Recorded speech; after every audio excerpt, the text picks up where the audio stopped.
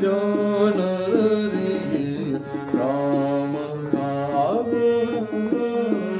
धरिये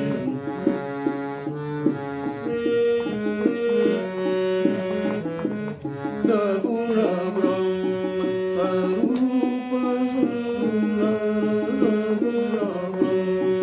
स्वरूप